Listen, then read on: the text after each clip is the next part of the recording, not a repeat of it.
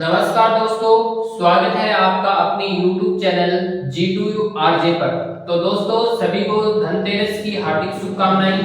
तो आज हम लेके आए हैं आपके लिए राजस्थान ज्योग्राफी का पार्ट नंबर 4। तो दोस्तों जैसा कि हमने पार्ट 3 के अंदर हमने बात की थी कि पार्ट 3 के अंदर हमने नवीनतम जो जानकारी थी राजस्थान से संबंधित वो नवीनतम जानकारी हमने इकट्ठा कर ली थी। इसके बाद में आज हम बात करते हैं राजस्थान के सामान्य परिचय की जो अगली क्लास है इसके बारे में हम जानकारी और डिटेल से लेंगे दोस्तों। तो अब हम आगे बात करते हैं राजस्थान की जो सीमा के पास लगने वाले जिले हैं। जैसे कि राजस्थान का हम नक्शा बनाते हैं तो राजस्थान का नक्शा इस प्रकार से कुछ राजस्थान है वो हमें दिखाई देता है। जय के आपन को लगे दे पतंग आकार रूप में पतंग को आकार के को आपनो या कोई हो, ठीक है, या आपा इन बॉक्स का विषम कोणीय चतुर्भुज के समान। तो दोस्तों ये क्या है, विषम कोणीय चतुर्भुज के समान, या आपको क्या है पतंगाकार क्या है आपको नजर आता है। अब देखो हम बात करते हैं जैसे सीमाओं के ऊपर जो हमारे राज्य हैं, कौन कौन से राज्य हैं इन सीमाओं के ऊपर लगते हैं। तो देखो पहले यहां से बात करते हैं तो यहाँ पंजाब है, तो पंजाब, इसके बाद में पंजाब के बारे में हम बात करेंगे तो यहाँ पर हरियाणा, पंजाब के बाद में हरियाणा आता है। इसके बाद में हम बात करते हैं तो यहाँ पर यूपी, उत्तर प्रदेश, इसके बाद में मध्य प्रदेश, एमपी, इसके बाद में यहाँ पर देखने को मिलता है हमें गुजरात। तो दोस्तों ये जो 5 राज्य हैं ये राजस्थान से अपनी सीमा बनाते हैं। तो इसके बाद में हम बात करते हैं दोस्तों जैसे कि इन जो राज्य हैं वो सबसे न्यूनतम जो सीमा बनाता है वो 89 किलोमीटर की बनाता है पंजाब। इसके बाद में हम बात करते हैं हरियाणा की, तो हरियाणा कितनी बनाता है दोस्तों, हरियाणा बनाता है 1262 किलोमीटर की सीमा हरियाणा बनाता है। इसके बाद में हम उत्तर प्रदेश की बात करते हैं तो उत्तर प्रदेश है वो 877 किलोमीटर है, वो क्या है इसके साथ में सीमा बनाता है। इसके बाद में मध्य प्रदेश की बात करते हैं तो मध्य प्रदेश है वो 1600 किलोमीटर बनाता है दोस्तों। सबसे ज्यादा राजस्थान से सबसे ज्यादा सीमा बनाने वाला जो राज्य है वो मध्य प्रदेश है। इसके बाद में हम गुजरात की बात करते हैं दोस्तों तो गुजरात है वो टोटल सीमा बनाता है 1022 किलोमीटर। तो हम इनका सारों का जो 5 है ये 5 हम बात करते हैं तो ये 5 राज्य हैं जो कि क्या है सीमा बनाते हैं, और ये कितनी बनाते हैं 4850 किलोमीटर क्या है ये टोटल सीमाएं हैं। तो इनकी बात करेंगे 89 किलोमीटर, 1262 किलोमीटर, इसके बाद में 877 किलोमीटर, इसके बाद में 1600 किलोमीटर, इसके बाद में 1022 किलोमीटर। इन सारों को जोड़कर हम जो रेशियो देखते हैं तो 4850 है। इसके बाद में हम दोस्तों बात करते हैं जैसे कि यहां पर हम बात करेंगे तो यहां पर जैसे कि यहां से लेकर यहां तक ये जो भाग है बाखासर बाखासर गांव है बाड़मेर का। इसके बाद में ऊपर की बात करते हैं तो यहां आते हैं तो गंगानगर, और गंगानगर का हिंदुमल कोट, गंगानगर का हिंदुमल कोट, गंगानगर का हिंदुमल कोट है, गंगानगर का हिंदुमल कोट गांव है। इसके बाद में हम बात करते हैं तो यहां से हिंदुमल कोट से लेकर बाकासर बाड़मेर तक टोटल क्या है जो हमारी अंतरराष्ट्रीय जो सीमा है उसकी लंबाई है 1070 किलोमीटर। यह है हमारी रेड क्लिफ रेखा, यह है हमारी रेड क्लिफ रेखा। इसकी जो टोटल लंबाई है दोस्तों वो है 1070 किलोमीटर। तो 1070 प्लस में हम बात करते हैं दोस्तों 4850, 1070 पर प्लस 4850 तो 5920 किलोमीटर। ये क्या होगी हमारी टोटल क्या होगी स्थलीय सीमा की लंबाई होगी। तो स्थलीय सीमा के बारे में अगर मान लो आपको पूछ लिया जाए कि स्थलीय सीमा की जो लंबाई है वो कितनी है, तो दोस्तों हमारी कुल स्थलीय सीमा की जो लंबाई है वो 5920 किलोमीटर है। तो यहाँ पर देख लेते हैं कुल स्थलीय सीमा की लंबाई, कुल स्थलीय सीमा की लंबाई, कुल स्तरीय सीमा की लंबाई हम देखेंगे तो 5920 किलोमीटर है। दोस्तों इसका स्क्रीनशॉट ले लो, 5 सेकंड का आपके पास में टाइम है। तो दोस्तों स्क्रीनशॉट ले लिया होगा आपने। जैसा कि मैं बताता हूं पंजाब है वो राजस्थान के साथ में 89 किलोमीटर बनाता है, हरियाणा है वो राजस्थान के साथ में 1262 किलोमीटर बनाता है, इसके बाद में उत्तर प्रदेश के साथ में सीमा लगती है, उत्तर प्रदेश सीमा बनाता है राजस्थान से 877 किलोमीटर। इसके बाद में सबसे ज्यादा बना रहा है कौन? एमपी, 1600 किलोमीटर क्या है? सीमा बनाता है। इसके बाद में गुजरात की बात करते हैं तो 1022 किलोमीटर बनाता है। टोटल हमारे कितने राज्य हो गए दोस्तों? 5 राज्य हो गए, जो 4850 किलोमीटर इन टोटल क्या होगी हमारी ये सीमा की संख्या होगी पूरी। इसके बाद में 1070 जो हिंदुमल कोट गंगानगर से लेकर बाकासर बाड़मेर तक क्या है? 1070 किलोमीटर बनाता है। 1070 प्लस में हमारी होगी 4850, 5920 किलोमीटर क्या है? ये हमारी कुल स्तरीय सीमा है। इसके बाद में दोस्तों हम बात करते हैं तो आगे देखते हैं, इसको इरेज कर देता हूं मैं एक बार। क्लास में बहुत ही महत्वपूर्ण होने वाली है दोस्तों, शुरू से लेकर अंत तक देखें ताकि कोई भी जो महत्वपूर्ण तथ्य है वो आपका छूट ना सके। इसके बारे में हम आगे बात करते हैं दोस्तों, जैसे कि आगे हम बात करेंगे तो जैसे कि हरियाणा है, पंजाब है, हरियाणा है, उत्तर प्रदेश है, इसके बाद में मध्य प्रदेश है, इसके बाद में गुजरात है। तो एक बार लिख लेते हैं पंजाब, पंजाब के बाद में हरियाणा, हरियाणा के बाद में आपका आएगा उत्तर प्रदेश, उत्तर प्रदेश के बाद में आपका मध्य प्रदेश, मध्य प्रदेश के बाद में आपका आएगा गुजरात। तो दोस्तों हम बात करते हैं जैसे कि पंजाब के साथ में पंजाब के कितने जिले हैं वो सीमा बनाते हैं, राजस्थान के कितने जिले सीमा बनाएंगे।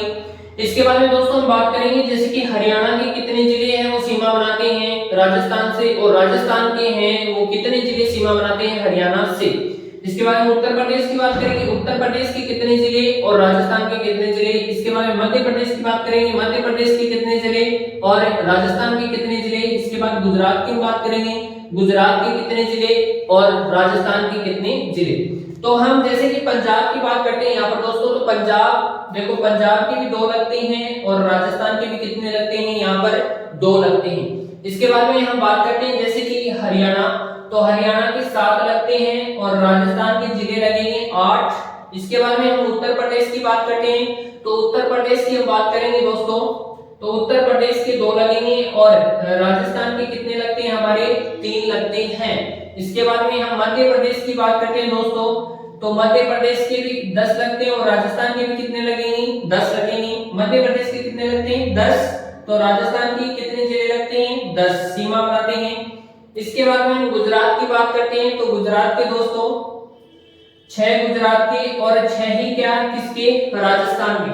6 ही तो क्या है गुजरात के बनाते हैं और 6 किसके बनाते हैं, राजस्थान के। इसके बाद में पाकिस्तान की बात करते हैं दोस्तों, पाकिस्तान के कितने जिले हैं और जो हमारे राजस्थान के हैं वो कितने जिले हैं। तो पाकिस्तान के तो बनाते हैं 9 और राजस्थान की जो सीमा बनाते हैं वो है हमारे 5। ठीक है, जैसे कि मैं 5 के बारे में आपको राजस्थान के बताना चाहता हूं, इस प्रकार से हमारा क्या है राजस्थान है ये। तो 5 जैसे कि ऊपर से हम बात करते हैं तो ये आ गया हमारा गंगानगर, गंगानगर के बाद में हम बात करते हैं दूसरा आ गया यहाँ पर बीकानेर, तो बीकानेर में यहाँ पर लिख देता हूँ बीकानेर। इसके बाद में तीसरे हम जिले की बात करते हैं तो यहाँ पर आ गया जैसलमेर, और यहाँ पर जैसे कि मैं चौथे की बात करता हूँ तो यहाँ पर आ गया बाड़मेर। अब ये कह रहा है कि 5वां जो पाकिस्तान से लगाता है वो कौन सा है। तो दोस्तों आपको भी पता होना चाहिए कि नए जिलों का गठन हुआ था, तो नए जिलों के गठन के अंदर गंगानगर और बीकानेर को क्या है तोड़कर विभाजन करके क्या है अनूपगढ़ बनाया गया था। तो ये 5वां जो जिला यहाँ पर लगता है तो वो लगेगा अनूपगढ़। तो ये 5 जो हमारे जिले हैं वो पाकिस्तान से क्या बना रहे हैं, अंतरराष्ट्रीय सीमा बना रहे हैं। तो दोस्तों स्क्रीनशॉट लेना चाहते हो तो इसका स्क्रीनशॉट ले सकते हो, तो हाथ पर देख दो। तो दोस्तों स्क्रीनशॉट ले लिया होगा आपने। चलो हम आगे बात करते हैं, ये तो थी हमारी नॉर्मल बातें। अब इसके बाद में दोस्तों हम अक्षांशीय विस्तार की बात करते हैं, राजस्थान का अक्षांशीय विस्तार। तो आपको पता होना चाहिए, जैसे कि मैं बात करता हूं यहां पर लिख देता हूं अक्षांश। इसके बाद में 2 नंबर पे आता है हमारा देशांतर, अक्षांश और देशांतर। तो दोस्तों मैं आपसे एक बात पूछना चाहता हूं, छोटा सा एक मेरा प्रश्न है कि अक्षांश क्या है और देशांतर क्या है। तो अक्षांश के बारे में देखते हैं दोस्तों। तो अक्षांश के बारे में जैसे कि अक्षांश क्या है, अक्ष के ऊपर जो पड़ी हुई जो रेखाएं होती हैं, जैसे कि हमारा जो ये अक्ष है, इस अक्ष के ऊपर जो पड़ी रेखाएं हैं, जैसे कि मैं बात करता हूँ कर्क रेखा, जैसे कि मैं बात करता हूँ मकर रेखा, जैसे कि मैं बात करता हूँ 0 डिग्री लाइन, भूमध्य रेखा, तो ये क्या है हमारी सारी की सारी ये अक्षांशीय विस्तार के अंतर्गत आती हैं। और इसके बाद में जो खड़ी रेखाएं होती हैं ग्लोब के अंदर, आपने जैसे कि इस प्रकार से खड़ी रेखाएं देखी होंगी, तो वो क्या है हमारी देशांतरीय रेखाएं हैं। इसके बाद में हम बात करते हैं तो अक्षांश है वो किस काम में आता है, देश अक्षांश और देशांतर है वो दोनों किस काम में आते हैं, तो अक्षांश है वो दूरी ज्ञात करने के काम में आता है, जबकि देशांतर की हम बात करते हैं तो देशांतर है वो समय ज्ञात करने के लिए काम में आता है।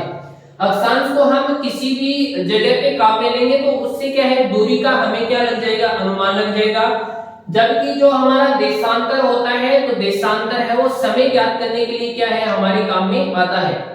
मतलब हमें किसी भी क्षेत्र की क्या करनी है, समय ज्ञात करना है, किसी भी क्षेत्र का समय ज्ञात करना है, तो समय ज्ञात करने के लिए हम देशांतरों के बीच की दूरी का क्या है मापन करें, उसके बाद में हमें उस क्षेत्र का क्या है समय है वो ज्ञात हो जाएगा। तो दोस्तों हम बात करते हैं जैसे कि चलो हम बात करें राजस्थान के अक्षांशीय विस्तार की, तो राजस्थान का अक्षांशीय विस्तार पहले पढ़ते हैं, उसके बाद में देशांतरी विस्तार पढ़ेंगे। अक्षांशीय विस्तार, अक्षांशीय विस्तार की हम बात करते हैं तो दोस्तों हम मैप के माध्यम से क्या है हम अक्षांशीय विस्तार को जानेंगे इसके। तो हम राजस्थान का जैसे कि इस प्रकार से मैप बना लेते हैं दोस्तों, तो ये राजस्थान का मैप है इस प्रकार से,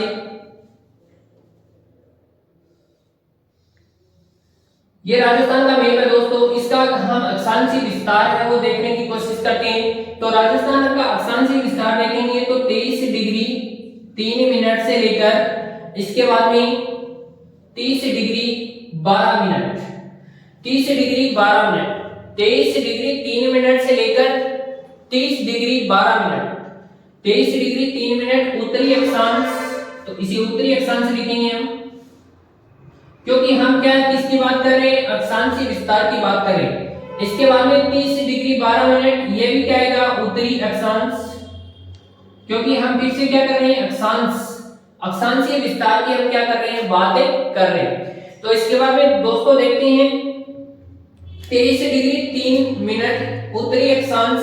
अब बात करते हैं हम जैसे कि इन अक्षांशों के मध्य कितना अंतर पाया जाता है। 23 डिग्री 3 मिनट उत्तरी अक्षांश से लेकर 30 डिग्री 12 मिनट उत्तरी अक्षांश के मध्य है वो कितना अंतर पाया जाता है। मतलब हम बात करेंगे दोस्तों कुल अक्षांशीय विस्तार की, तो आपको ये पूछ सकता है प्रश्न कि राजस्थान का कुल अक्षांशीय विस्तार है वो कितना है। तो आपको कुल अक्षांशीय विस्तार बताना है दोस्तों, राजस्थान का जो कुल अक्षांशीय विस्तार है वो कितना है, तो आपको बताना है 7 डिग्री 9 मिनट, 7 डिग्री 9 मिनट, ये क्या है हमारा राजस्थान का कुल अक्षांशीय विस्तार है। ठीक है, इसके बाद में जैसे कि आपको पूछ रहे अक्षांशीय विस्तार के बारे में, जैसे नॉर्मल जो अक्षांशीय विस्तार तो ये है हमारा 23 डिग्री 3 मिनट से लेकर 30 डिग्री 12 मिनट, 30 डिग्री 12 मिनट, ये है राजस्थान का अक्षांशीय विस्तार। जबकि आपको कुल अक्षांशीय विस्तार की अगर प्रश्न पूछेगा तो इस प्रकार से पूछेगा कि राजस्थान का कुल अक्षांशीय विस्तार है वो कितना है, तो आपको क्या है इसका सही आंसर देना है 7 डिग्री 9 मिनट, ये क्या है हमारा राजस्थान का कुल अक्षांशीय विस्तार है। इसके बाद में हम बात करते हैं जैसे कि राजस्थान का जो मध्यवर्ती अक्षांश है वो कितना है दोस्तों, तो मध्यवर्ती अक्षांश की बात करेंगे तो 23 डिग्री 3 मिनट से हम ऊपर की तरफ चलेंगे, तो यहाँ पर 23 के बाद में आगे आएगा 24 25 26 27, तो इस प्रकार से। तो जल्दी से जल्दी आप है वो कमेंट बॉक्स के अंदर बताएं कि राजस्थान का जो मध्यवर्ती अक्षांश है वो कौन सा है। यहाँ पर लिख देता हूं मैं मध्यवर्ती अक्षांश, मध्यवर्ती अक्षांश है वो कितना है। तो दोस्तों आप बताओ कि मध्यवर्ती अक्षांश है वो कितना है। तो जैसे कि हम राउंड फिगर की बात करते हैं तो 27 डिग्री उत्तरी अक्षांश, 27 डिग्री उत्तरी अक्षांश क्या है हमारा, क्या है मध्यवर्ती अक्षांश है। इसके बारे में बात करते हैं तो एग्जैक्ट जो एकदम से सही है जो वास्तविक है वो कितना है, तो वास्तविक की बात करेंगे तो 26 डिग्री 26 डिग्री, इसके बाद में 26 डिग्री के बाद में आएगा 37 मिनट, 26 डिग्री 37 मिनट। ये क्या है हमारा वास्तविक, क्या है वास्तविक मध्यवर्ती अक्षांश है, ठीक है। तो आपको क्या है, ये जो आपका 26 डिग्री 37 मिनट है, ये एग्जाम के अंदर पूछा जाता है, जबकि एग्जैक्ट वाला है ये नहीं पूछा जाएगा, क्योंकि आजकल के कंपटीशन है वो बहुत ही बढ़ गया है दोस्तों। तो इसके अंदर क्या है, इस प्रकार का क्वेश्चन है वो आपको परीक्षा के अंदर पूछ सकता है। इसके बारे में हम आगे बात करते हैं। कर्क रेखा, देखो कर्क रेखा की हम बात करते हैं तो यहां से इस प्रकार से कर्क रेखा है वो गुजरती है। जैसे कि मैं इसको थोड़ा सा गहरा कर देता हूं, ये कर्क रेखा है वो राजस्थान से गुजर रही है। तो राजस्थान के अंदर हम बात करेंगे, तो राजस्थान के अंदर हम बात करते हैं तो कर्क रेखा है वो किस अक्षांशीय क्षेत्र के ऊपर स्थित है। तो हम बात करते हैं दोस्तों 23 डिग्री 3 मिनट से हम बात करेंगे, ऊपर की तरफ चलेंगे तो ऊपर की तरफ चलते हैं तो 23 डिग्री यहाँ आ जाएगा। इसके बाद में 23 डिग्री के बाद में हम 3 मिनट की बात करते हैं, 3 मिनट से हम ऊपर की तरफ जाएंगे 4 5 6 7 8 9 10 11 12 13, इस प्रकार से क्या है 23 डिग्री, ठीक है, और 30 मिनट। हम इसे ये भी बोल सकते हैं 23.5 डिग्री, इस प्रकार से भी हम इसे लिख सकते हैं। तो ये क्या है 23.5 डिग्री के ऊपर है वो हमारी कर्क रेखा स्थित है, 23.5 डिग्री के ऊपर हमारी कर्क रेखा स्थित है। तो हम बात करते हैं कर्क रेखा, कर्क रेखा की हम बात करते हैं दोस्तों। तो कर्क रेखा है वो 23.5 डिग्री के ऊपर क्या है हमारी स्थित है। इसके बाद में हम बात करते हैं कर्क रेखा, कर्क रेखा किन दो जिलों से होकर गुजरती है। कर्क रेखा राजस्थान के किन दो जिलों से होकर गुजरती है, राजस्थान के किन दो जिलों से होकर गुजरती है, दो जिलों से होकर गुजरती है। तो दोस्तों हम बात करते हैं कि आपको भी पता है बहुत ही आसान क्वेश्चन है कि कर्क रेखा है वो राजस्थान के किन दो जिलों से होकर गुजरती है। तो बात करते हैं डूंगरपुर और बांसवाड़ा, डूंगरपुर और बांसवाड़ा, डूंगरपुर और बांसवाड़ा दो ऐसे जिले हैं जिनमें से क्या है हमारी जो कर्क रेखा है वो होकर गुजरती है। इसके बाद में दोस्तों हम बात करते हैं, तो मैं आपसे एक क्वेश्चन करना चाहता हूं छोटा सा कि कर्क रेखा है वो किस संभाग से होकर गुजरती है। कर्क रेखा है वो किस संभाग से होकर गुजरती है। तो दोस्तों इसका आंसर आप जल्दी से दें। तो कर्क रेखा है, कर्क रेखा किस राजस्थान के किस संभाग से होकर गुजरती है, राजस्थान के किस संभाग से होकर गुजरती है, किस संभाग से होकर गुजरती है। तो दोस्तों जैसा कि मैं बताना चाहूंगा संभाग की बात करते हैं तो संभाग इसके अंदर कौन सा आएगा, बांसवाड़ा संभाग आएगा। कौन सा संभाग आएगा, बांसवाड़ा संभाग, क्योंकि हमारे जो 3 नवीनतम संभाग बनाए गए हैं तो उसके अंदर एक बांसवाड़ा भी है। अब आप ये सोच लोगे कि कर्क रेखा वो राजस्थान के किस संभाग से होकर गुजरती है, तो आप आंसर दोगे उदयपुर। नहीं, उदयपुर नहीं होगा, क्योंकि बांसवाड़ा है वो नवीनतम संभाग बनाए गए हैं, तो हमारा नवीनतम संभाग ही यहाँ पर आएगा, ठीक है। अब बात करते हैं जैसे कि राजस्थान के अंदर, मैं यहाँ पर लिख देता हूं, यहाँ पर लिख देता हूं राजस्थान, राजस्थान में कर्क रेखा की कुल लंबाई, कर्क रेखा की कुल लंबाई, कर्क रेखा की कुल लंबाई कितनी है दोस्तों, जैसा कि आपको पता है तो कर्क रेखा की कुल लंबाई है वो 26 किलोमीटर है। राजस्थान के अंदर हम बात करते हैं तो कर्क रेखा की लंबाई कितनी है, कर्क रेखा की हमारी लंबाई है वो कुल 26 किलोमीटर है, ठीक है। कर्क रेखा जो है वो राजस्थान के एकमात्र संभाग से, मैंने बता दिया बांसवाड़ा, कर्क रेखा की जो कुल लंबाई है वो कितनी है, 26 किलोमीटर है।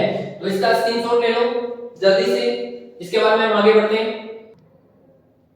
तो दोस्तों स्क्रीनशॉट ले लिया होगा आपने, तो इरेज कर देते हैं।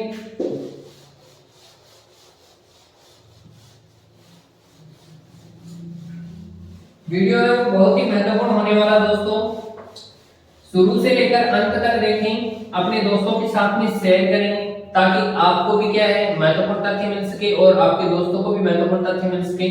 तो हम बात करते हैं आगे, कर्क रेखा की हम बात कर रहे थे, तो हम कर्क रेखा की क्यों बात कर रहे हैं, हम कर्क रेखा की क्यों बात कर रहे हैं, मकर रेखा की क्यों बात नहीं कर रहे हैं? क्योंकि कर्क रेखा है वो राजस्थान से होकर गुजरती, ठीक है। इसके बाद में हम बात करते हैं तो अक्षांशीय विस्तार के अंतर्गत क्या है, हमारी कर्क रेखा आती है। इसलिए हम कर्क रेखा की क्या है जानकारी ले रहे हैं। तो दोस्तों कर्क रेखा जैसे कि मैंने बताया, कर्क रेखा की कुल लंबाई, कर्क रेखा की कुल राजस्थान में लंबाई, राजस्थान में लंबाई, तो कर्क रेखा की राजस्थान के अंदर कुल लंबाई कितनी है दोस्तों, जैसा कि बताया 26 किलोमीटर क्या है राजस्थान के अंदर कुल लंबाई है।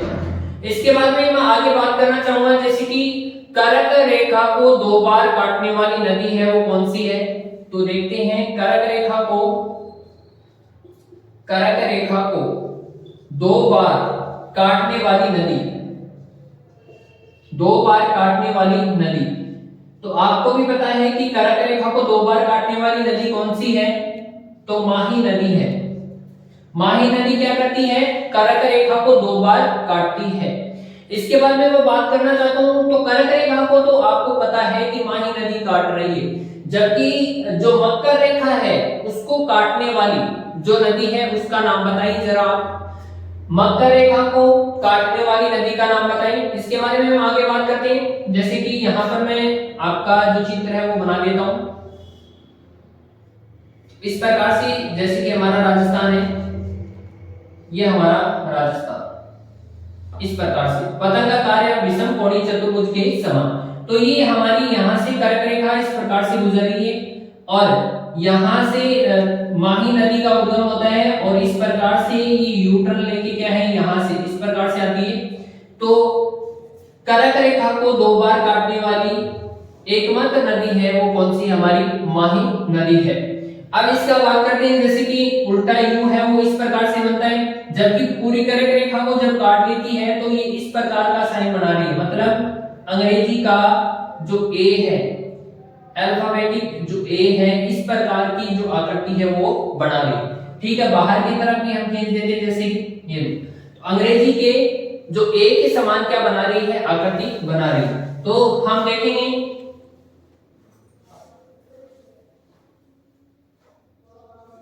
माही नदी कर्क रेखा को काटते समय बनाई गई आकृति,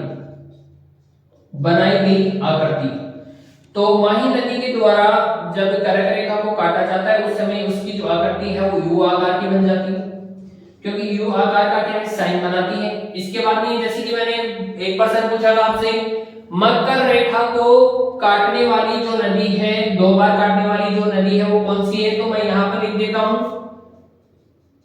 लिम्पोपो नदी। लिम्पोपो नदी है जो कि कहां पर है, अफ्रीका महाद्वीप के अंदर, अफ्रीका महाद्वीप के अंदर है लिम्पोपो नदी, जो कि क्या करती है, मकर रेखा को दो बार काटती है, ठीक है। यहां पर लिख देता हूं मैं लिम्पोपो नदी। लिम्पोपो नदी है जो कि कहां पर है, अफ्रीका महाद्वीप के अंदर, अफ्रीका महाद्वीप के अंदर है, जो कि क्या है, हमारी मकर रेखा को काटने वाली दो बार नदी, मकर रेखा को दो बार काटने वाली क्या है, नदी है। इसके बाद में हम बात करते हैं जो भूमध्य रेखा को, हम देखो मकर रेखा की बात कर ली हमने, कर्क रेखा की बात कर ली, अब हम भूमध्य रेखा की बात करेंगे। तो भूमध्य रेखा को दो बार काटने वाली जो नदी है वो यहां पर लिख देता हूं मैं कांगो, या इसे जावरे भी कहते हैं, कांगो या जावरे, अफ्रीका महाद्वीप, कांगो या जावरे नदी है, अफ्रीका महाद्वीप के अंदर है, जो कि भूमध्य रेखा को दो बार काटने वाली नदी है। इसके बाद में जैसा कि दोस्तों की हम बात करते हैं, ये यू आकार का साइन बनाती है, ये किस आकार का साइन बनाती है, यू आकार का साइन बनाती है। इसके बाद में जैसे कि मैं बात करूं आगे कि सूर्य है वो सीधा कर्क रेखा के ऊपर कब चमकता है, तो बात करते हैं, तो लिखते हैं यहां 21 जून को सूर्य कर्क रेखा पे सीधा चमकता है, कर्क रेखा पर सीधा चमकता है, कर्क रेखा पर सीधा चमकता है। तो आपको पूछ रहे हैं कि कर्क रेखा के ऊपर जो सूर्य की किरणें हैं सबसे सीधी कब तारीख कौन सी तारीख को पड़ती है? तो 21 जून को कर्क रेखा के ऊपर क्या है सूर्य की किरणें हैं वो सीधी पड़ती हैं। इसके बाद में बात करते हैं, तो जैसे कि यहाँ पर हम बात करते हैं, यहाँ पर मान लो कि इस ये सूर्य बनाने वाली सूर्य की किरणें हैं वो सीधी किसके ऊपर पड़ रही हैं? कर्क रेखा के ऊपर पड़ रही हैं यहाँ पर, ठीक है।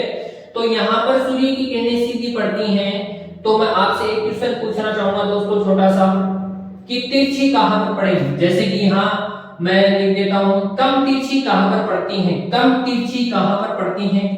तो यहाँ पर जैसे कि हम बात करते हैं तो गंगानगर, इसके बाद में यहाँ पर बात करते हैं तो जैसलमेर, इसके बाद में मैं यहाँ पर बात करता हूँ तो जैसे कि धौलपुर, इसके बाद में जैसे कि मैं बात करता हूँ तो कोटा। तो दोस्तों आप बताओ गंगानगर के अंदर कम तिरछी पड़ेंगी, ठीक है, या जैसलमेर के अंदर कम तिरछी पड़ेंगी, या जो हमारा धौलपुर है उसके अंदर कम तिरछी पड़ेंगी, या हमारा कोटा के अंदर कम तिरछी पड़ेंगी, ठीक है। तो जल्दी से इसका आंसर कमेंट बॉक्स के अंदर दें। इसके बाद देखो मैं बता देता हूं आपको कोटा के अंदर, क्योंकि यहाँ पर क्या है देखो 23.5 डिग्री के ऊपर हमारी क्या है कर्क रेखा है, ठीक है। यहाँ पर सीधा सूर्य चमक रहा है, जैसे जैसे हम ऊपर की तरफ जाएंगे, जैसे जैसे हम ऊपर की तरफ जाएंगे तो सूर्य की किरणों का तीक्षापन क्या होता जाएगा, यहाँ पर बढ़ता जाएगा। यहाँ पर क्या है सूर्य की किरणें सीधी पड़ रही हैं, और जैसे जैसे हम ऊपर की तरफ जाते हैं तो वैसे वैसे क्या होता है जो सूर्य की किरणें हैं वो उनका तीक्षापन है वो ज्यादा हो जाता है। तो आपको पता है कि सबसे ज्यादा जो तीक्षापन होगा वो कहां पर होगा? इस स्थान के ऊपर होगा। इस स्थान के ऊपर कौन सा जिला आएगा? गंगानगर, ठीक है। तो यहाँ पर देखते हैं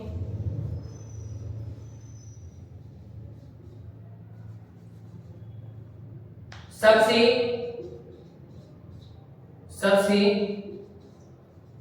सीधी सूर्य की किरणें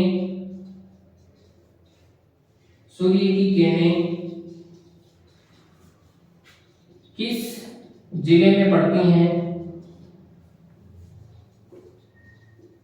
तो हम बात करते हैं दोस्तों किस जिले में पड़ती हैं? बांसवाड़ा के अंदर। सबसे सीधी जो सूर्य की किरणें पड़ेंगी तो वो कहां पर पड़ेंगी? बांसवाड़ा के अंदर। और हम सबसे तिरछी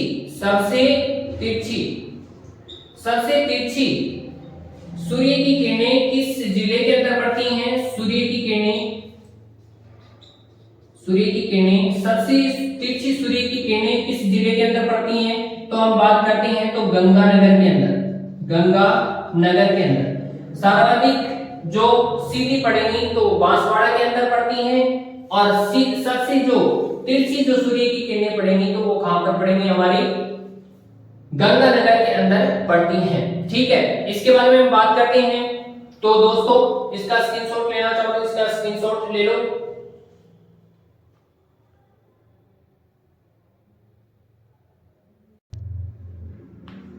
तो दोस्तों स्क्रीनशॉट ले लिया होगा आपने, तो चलो हम इसको मिटा देते हैं, इरेज करते हैं। इसके बाद हम आगे बात करते हैं।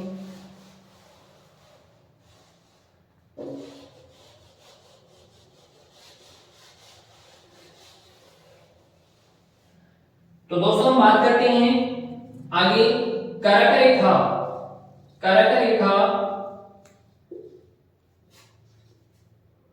के सबसे पास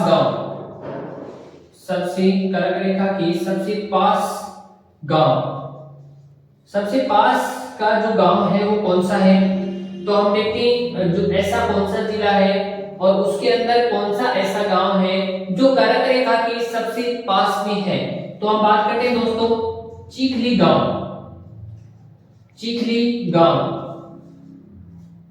यह है हमारा बांसवाड़ा के अंदर, चिखली गांव बांसवाड़ा, ठीक है। इसके बाद में हम बात करते हैं दोस्तों कर्क रेखा